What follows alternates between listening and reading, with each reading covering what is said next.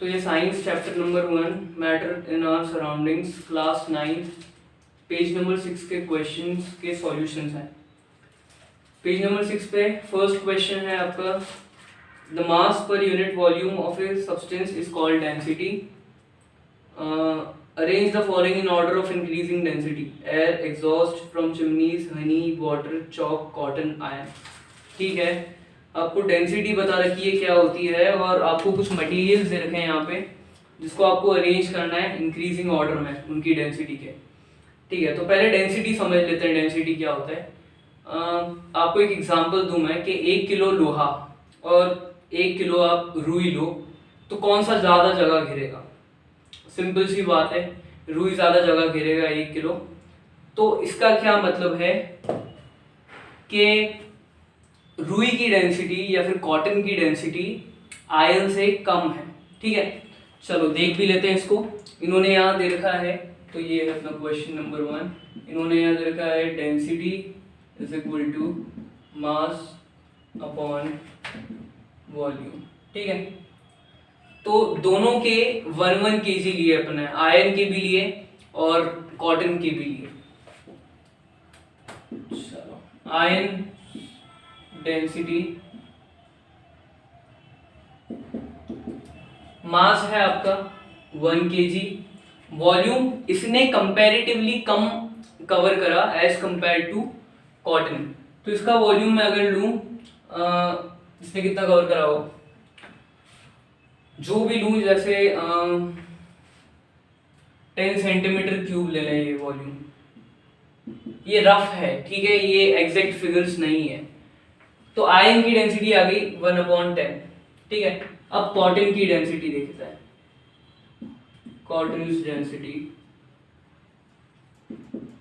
मास तो इसका भी सेम है 1 kg, लेकिन वॉल्यूम इससे ज्यादा कवर करा। वॉल्यूम सपोज करो 50 सेंटीमीटर क्यूब कवर करा। तो आप सामने सामने देख सकते हो कि जो कॉटन का जो आएगा, आप इसे डेसिमल में कन्वर्ट करो या फिर ना भी करो, तो सामने सामने दिख रहा है कि आयरन की डेंसिटी कॉटन से ज्यादा है। ठीक है, ये होती है डेंसिटी मेनली। अब जो यहाँ पे सब्सटेंस दे रखे हैं उनकी डेंसिटी अरेंज करना है असेंडिंग ऑर्डर में। ये एग्जांपल रब कर रहा हूं मैं।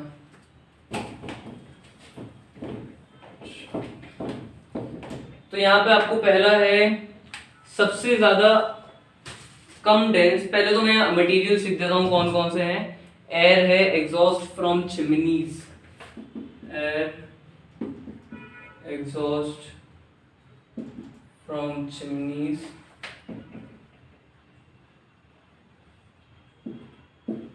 और है आपके पास honey, water, chalk, cotton and iron.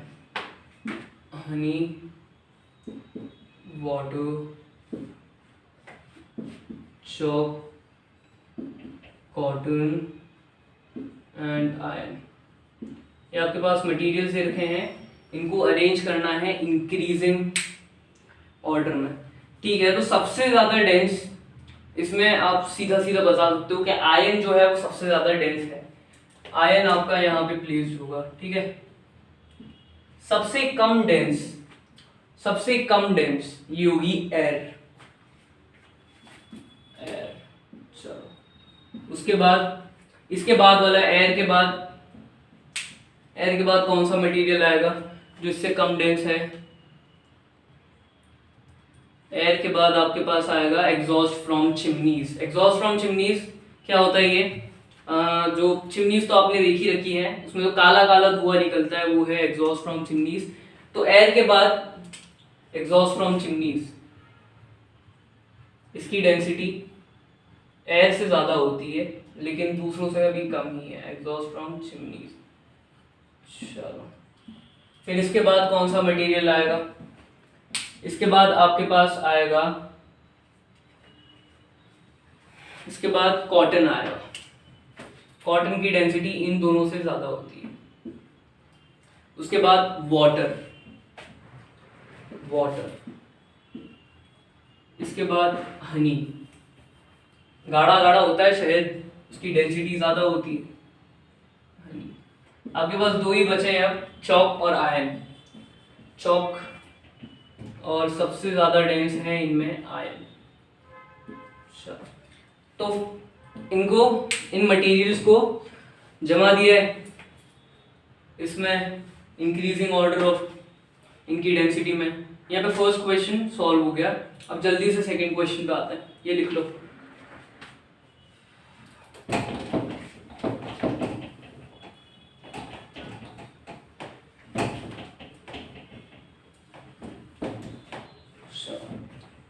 Second question में दो पार्ट्स हैं।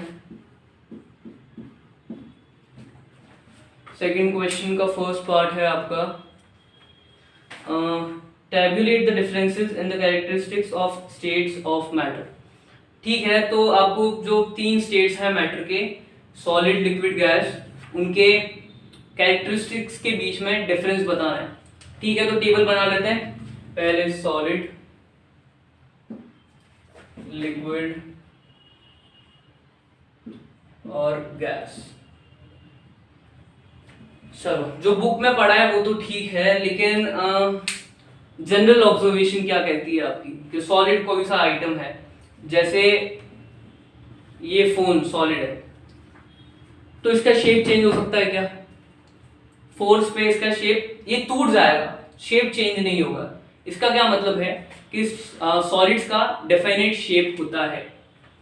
ये लाइंस भी खींच देते हैं। Solids they have definite shape,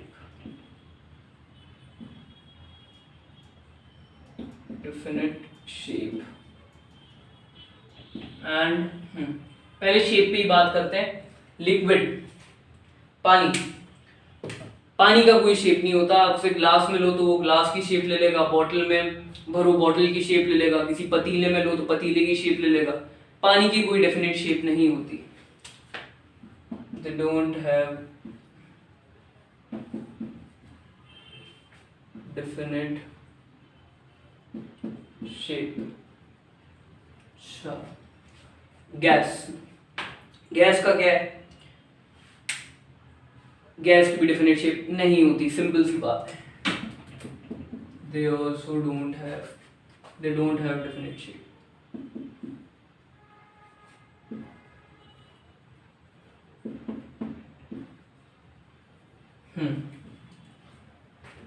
चलो, इसकी डेफिनेट शेप नहीं होती। इसका एक एग्जांपल भी ले लेते हैं अपन। इसका फर्स्ट क्वेश्चन में आपको था एग्जॉस्ट फ्रॉम चिमनीज, एक मटेरियल दे रखा था एग्जॉस्ट फ्रॉम चिमनीज। जैसा कि चिमनी जो होती है वो सिलेंडर के शेप में होती है।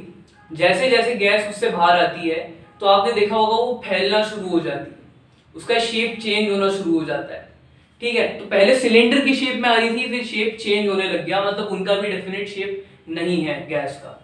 एक और जो पॉइंट है, अब अगले वाला पॉइंट, वॉल्यूम, कितनी जगह घेरेगा। ठीक है, अगर मैं यहाँ पे कमरे में कोई कार्डबोर्ड कप है,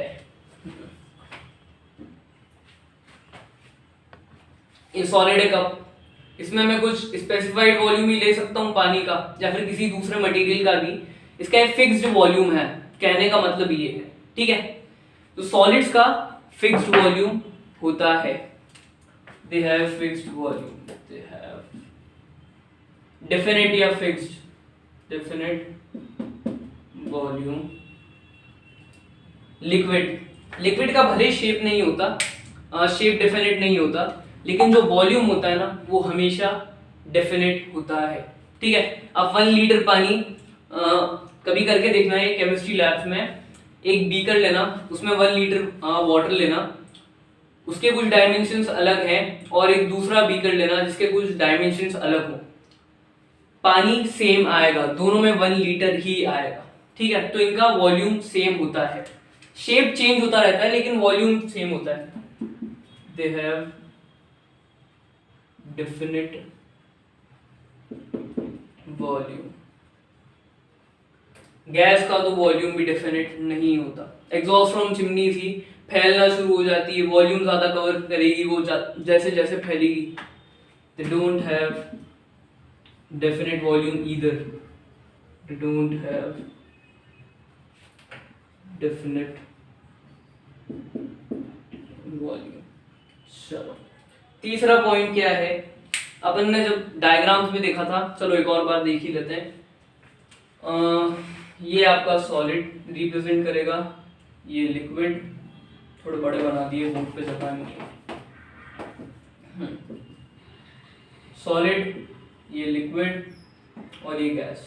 ठीक है, इनमें पार्टिकल्स ऑफ मैटर शो कर रहे थे जब चैप्टर पढ़ रहे थे, तो पार्टिकल्स ऑफ मैटर सॉलिड्स में बहुत ज्यादा क्लोज है। ठीक है, इस पूरा डायग्राम को चाहो तो कंप्लीट कर देना। लिक्विड्स में थोड़े दूर है वो, लिक्विड्स में कंपैरेटिवली दूर है, और गैस में तो छोड़ ही दो, तैर रहे हैं आसपास, वो धक्का मुक्की कर रहे हैं। चलो ठीक है, तो एक पॉइंट आपको यहाँ पे भी मिल गया कि particles of matter in solids are very close. Particles of matter in solids are very close. या फिर लिखना चाहो तो ऐसा लिख देना, force of attraction is highest between solids. फिर उसके बाद फोर्स ऑफ अट्रैक्शन लिक्विड में कम होता है, गैस में तीनों से कम होता है एज कंपैरेटिव। तो फिर यही सेम पॉइंट अपन लिक्विड में कर देते हैं। लिक्विड में पार्टिकल्स इतने क्लोज नहीं होते as compare to solids. Particles of matter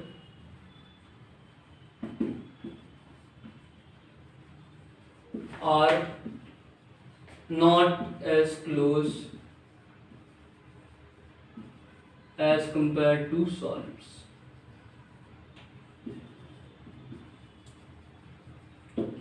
ये समझ में आ रहा है ना? नहीं आया तो लिख देना, मैं बता दूंगा कमेंट्स में जो भी है। चलो, और गैस में तो तैर रहे हैं। Particles of matter are very far. Very मत लिखना, ज्यादा हो जाएगा वो। Particles of matter are far. चलो, इसके अलावा कोई और पॉइंट देख सकते हैं क्या?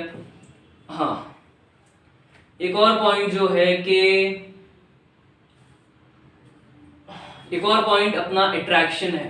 फोर्स ऑफ अट्रैक्शन मैंने शायद तक बता दिया, लेकिन वो पूरा का पूरा अलग पॉइंट ही है। अगर आप इसको रिफ्रेश करना चाहो, ये जो तीसरा पॉइंट था, इसको मैं नंबर भी डाल देता हूँ। ये था आपका, ये आपके सीरियल नंबर चल रहे हैं यहाँ। ये आपका फर्स्ट वाला कंपैरिजन, सेकंड कंपैरिजन, तीसरा कंपैरिजन। तो तीसरे वाले कंपैरिजन में जो है, अब इसको ऐसा भी लिख सकते हो कि solid particles in solids can not move freely. जगह नहीं होती, कहाँ से जाएंगे? Particles in liquids can move slowly, can move freely. और ये तो जहां जाना चाहे वहां जाए गैस में। अब एक और पॉइंट इसमें ऐड कर लेते हैं। उसके लिए मैं रब करने वाला हूं, इतना लिख लो। चलो,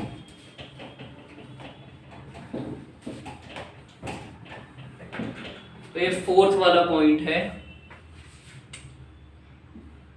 फर्स्ट वाला पॉइंट मैंने ऊपर से रब कर दिया है। इसमें क्या है आपका पॉइंट कि जो सॉलिड्स के पार्टिकल्स हैं ये बहुत ज्यादा क्लोज होते हैं, तो ये अट्रैक्ट भी एक दूसरे को ज्यादा करते हैं। ठीक है, particles in solids attract strongly. Particles in solids attract strongly. चलो, अट्रैक्शन तो तीनों में होता है, लेकिन कम होता है सॉलिड्स के कंपैरिजन में। Particles in liquids attract, particles in liquids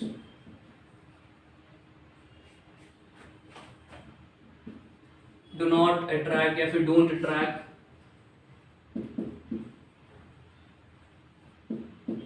as strongly as solid does, solids does। ठीक है, as particles in solid does complete कर लेना सेंटेंस को। और गैस में तो अट्रैक्शन कम ही है।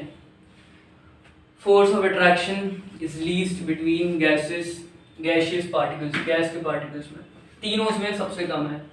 Particles in gas are least attractive in gas, are least attractive। Sentence सही है क्या? चलो, तो ये 4 पॉइंट्स ही काफ़ी हैं इसके कैरेक्टरिस्टिक्स। एक और पॉइंट बढ़ सकता है क्या? हाँ, एक और पॉइंट बढ़ सकता है, वो है आपका कंप्रेसिबिलिटी। कंप्रेसिबिलिटी, तो मैं अब यहाँ सेकंड पॉइंट रब करने वाला हूँ, लिख लो।